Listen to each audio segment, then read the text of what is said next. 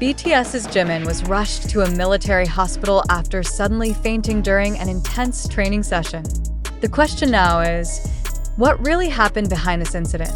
And how serious is the condition affecting one of BTS's main pillars? The incident occurred at 11:47 local time at one of the military training grounds in the Gangwon-do area.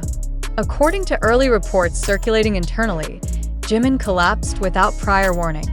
His body hit the ground instantly during a routine physical training session that reportedly lasted over 2 straight hours. Eyewitnesses stated that the impact was so loud, it silenced the entire field. As military paramedics quickly rushed to the location, another figure broke through protocols and safety barriers. Jungkook. His fellow group member and one of Jimin's closest friends screamed in panic, calling Jimin's name while trying to reach his motionless body. "It was a side of Jungkook we had never seen before," said one training personnel. He completely lost control of his emotions. More shockingly, Bang Si Hyuk, the founder of HYB Labels, reportedly left a company strategic meeting immediately upon receiving word that Jimin was unconscious and en route to the military hospital.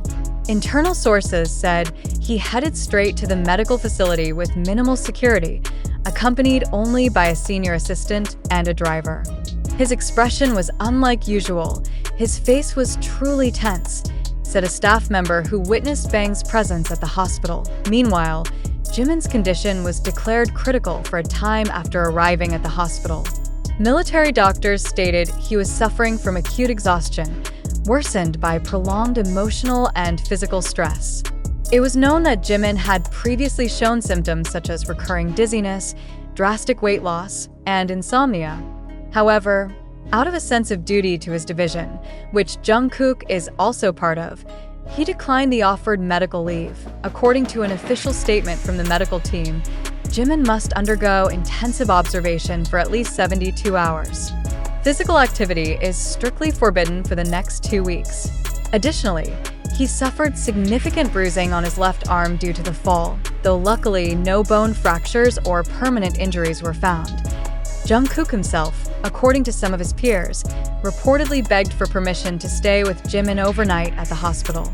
However, the request was denied due to military protocol. After the incident, Jungkook did not appear at the following morning's training, isolating himself in his barracks. Several soldiers reported that he skipped dinner and appeared gloomy for over 24 hours. One of his fellow soldiers said, "That wasn't the Jungkook we usually know. He was broken." The online world quickly erupted. Hashtags such as #StayStrongJimin, #ProtectJungkook, and #GetWellSoonJimin topped global trending topics within hours. Armies from various countries, including Indonesia, the United States, and Japan, sent emotional support en masse. Many called for a reevaluation of the military training system, which is seen as overly harsh, especially for celebrities undergoing national service. Bang Si Hyuk's reaction to the incident also became a major focal point. In a written statement released via the company's internal channel, he expressed deep concern. "Jimin is an extraordinary artist and a deeply dedicated human being. We will ensure he receives the best possible care and is free from any pressure or expectations for now." He also added that HYB had activated a special team to monitor Jimin's physical and mental health directly. Some industry observers said Bang Si Hyuk's immediate action was a form of genuine empathy and concern for an artist who had brought the company to global heights. However, others viewed it as an effort to protect the company's image, considering Jimin is the face of several ongoing global ad campaigns and partnerships. What was even more touching was a statement later released by Jungkook, relayed by a spokesperson from his military division. "I have never been this scared. Seeing Jimin Hyung collapse like that felt like half of my soul collapse with him." Jimin's condition is reportedly improving, though still not fully stable. He remains under full medical supervision. Doctors continue to monitor his progress, while HYB ensures that all of Jimin's medical and psychological needs are being met. Amid all these concerns, however, a crucial layer of questions emerges. Should the public also start considering the psychological pressures faced by artists undergoing mandatory military service? Jimin is not just a celebrity. He is a citizen fulfilling his national duty. But beyond all that, he is also a human being with limits. This incident has become a moment of reflection for many parties, the military, agencies, and the public, to reconsider unrealistic expectations placed upon public figures. Even when they are at their most vulnerable point, one thing is certain: both Jimin and Jungkook have now become symbols of something greater. Resilience not always shown through strength, but through the courage to feel and to keep standing even when fragile. All eyes are now on Jimin's recovery, and the world waits with bated breath, not just to see him rise again, but to ensure he doesn't have to do it alone. But in facing today's rapidly growing and massive social media dynamics, one fundamental question must be asked: do we truly know the truth behind this event? Or are we merely consuming a narrative deliberately crafted to stir emotions and reap instant popularity? This question, while simple, holds extraordinary complexity and must serve as the basis of our reflection on the information spreading widely. We must realize that news about the emotional encounter between BTS's Jin and Jimin, as illustrated through various TikTok clips, YouTube reaction videos, lengthy Twitter threads, and heated discussions in online comment sections, cannot be instantly considered absolute facts. Have these sources been verified by official media or relevant authorities? Who are the direct witnesses of the event?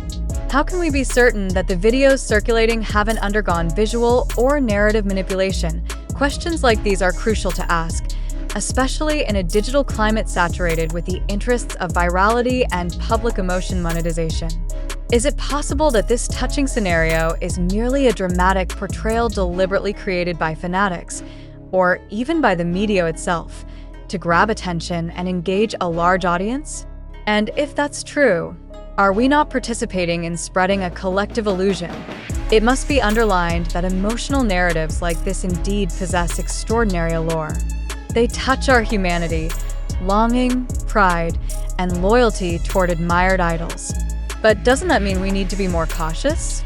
Are we aware that built-up emotions can become tools to steer opinions, divert attention, or even shape misleading public perception? If so, where do we stand as independently thinking individuals? Through this article, we do not intend to steer opinion in any particular direction. On the contrary, we invite you, the intelligent and critical readers, to re-examine this narrative with a healthy dose of skepticism. How much of the interaction's truth has been proven through concrete evidence? Who has provided confirmation? And most importantly, did you witness the event with your own eyes, or are you only believing it because it appeared convincing on your screen? In this post-truth era, reality is no longer determined by objective facts, but by how strongly a story can move emotions. This is why all of us, without exception, must develop reflective thinking skills and avoid being easily swept away by emotion. Isn't it too dangerous if we continue to swallow raw information just because many others believe the same thing? Once again, we emphasize that the information presented in this article is sourced from various social and digital media platforms such as TikTok, YouTube, Twitter, and news portals that do not all adhere to the same journalistic standards. Therefore, we are not in a position to claim the absolute truth of every narrative presented.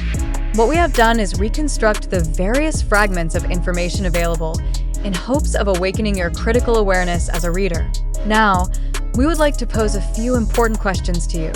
Do you believe this event truly occurred, or is it just a fictional scenario neatly packaged to evoke emotional reactions? If it is indeed fabricated, who benefits the most from the spread of this story? And who should be held responsible for disseminating unverified information? Are you certain that today's social media information can serve as a primary source of truth without official clarification from related parties? Through these questions, we hope you will not merely be consumers of information, but critical thinkers capable of distinguishing between reality and fantasy. For in a world where the line between fact and hoax grows ever blurrier, the ability to think clearly is the last defense that can protect us from information manipulation. As a closing note, we want to share one crucial message. Don't believe easily. Don't be quickly captivated. But don't shut yourself off from unexpected truths either. Staying open and skeptical are two sides of the same coin we must preserve together when facing the overwhelming and often misleading digital information flow. Thank you for your attention, and let us continue this discussion with an open mind. If you have evidence, opinions, or questions, do not hesitate to share them, because through healthy and critical discussions, we can together seek clarity behind the fog of questionable information.